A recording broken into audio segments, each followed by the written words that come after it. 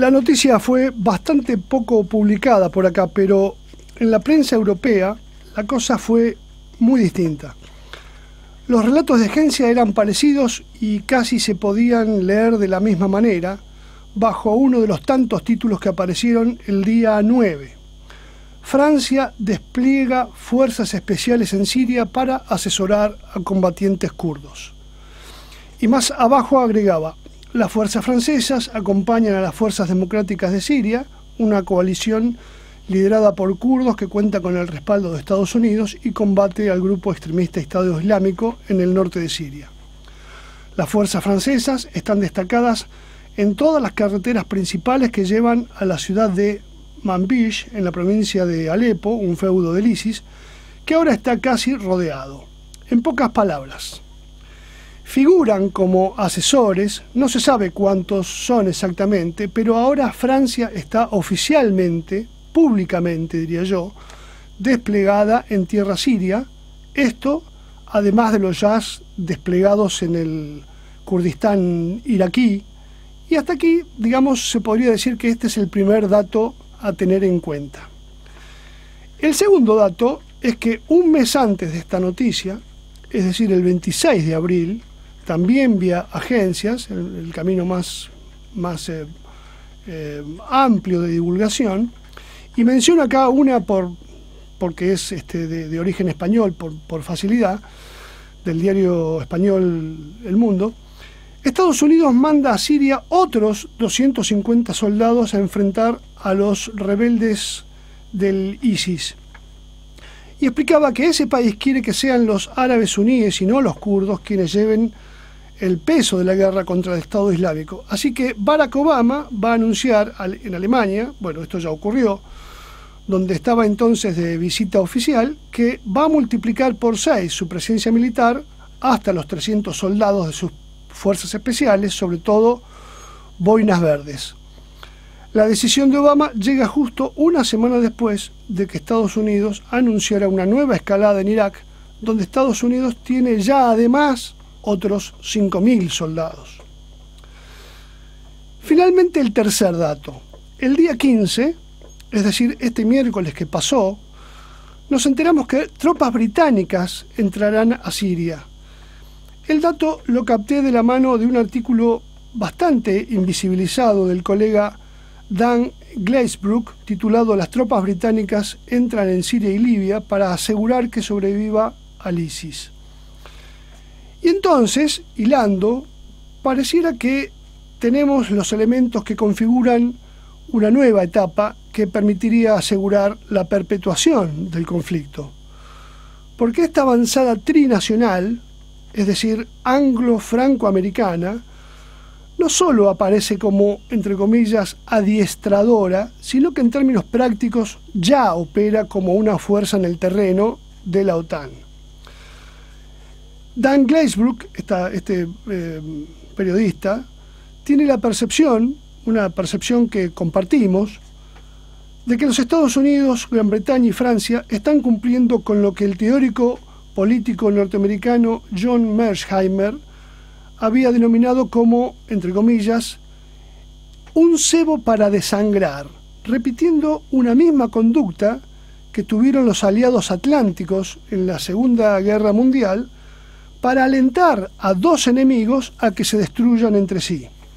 Esto, dice este teórico, ocurrió cuando en el año 1940, desde Inglaterra y los Estados Unidos, se alentaba tanto a Alemania como a la Unión Soviética a destrozarse recíprocamente, demorando una decisión decisiva hasta 1944, recordarán ustedes, cuando se abrió un nuevo frente de lucha con el desembarco en Normandía.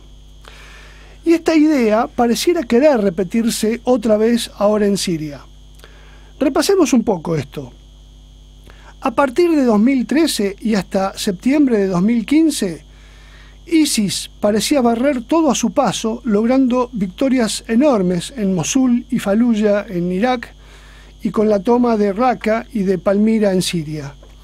Al mismo tiempo que bajo la tutela de Arabia Saudita y Turquía, el Frente al-Nusra, es decir, Al-Qaeda, estaba desplegado ya en el norte y en el sur de este país. Era el tiempo en que Siria se replegaba sobre sí misma, no solo privada del apoyo de Occidente, sino además sancionada por Occidente, a pesar de miles de misiones de bombardeo de la llamada coalición occidental. Esta marea comenzó a cambiar justo a partir de la intervención rusa de septiembre del año pasado, que allanó el camino para una serie de victorias que podrían señalar potencialmente la plena restauración de la unidad territorial de Siria. En efecto, en febrero de este año, hubo una ofensiva masiva hacia Alepo que comenzó a redituar en ganancias serias sobre Al-Qaeda, sobre ISIS, sobre Ahrar al-Sham, y el 3 de febrero la ruta de suministro de Alepo fue rota. Luego, exactamente un mes después, la ciudad de Palmira fue liberada del ISIS con apoyo aéreo ruso. Hoy en día, la capital del autoproclamado califato ya está bajo amenaza. El diario británico Times informó esta semana que un ejército sirio, entre comillas, remoralizado, se prepara a saltar sobre el bastión de ISIS en Raqqa y que la unidad de halcones del desierto, el ejército, la formación militar de élite siria, apoyada por los ataques aéreos rusos, cruzó la frontera sur de la provincia de Raqqa el fin de semana pasada, poniendo sus pies en esa provincia después de 2 años. Y entonces, cuando los días del ISIS parecían estar contados, precisamente en este momento, no cuando el ISIS estaba haciendo ganancias, sino que ahora que se enfrenta a la derrota, es que las tropas británicas, francesas y estadounidenses se han dignado a entrar abiertamente en la refriega.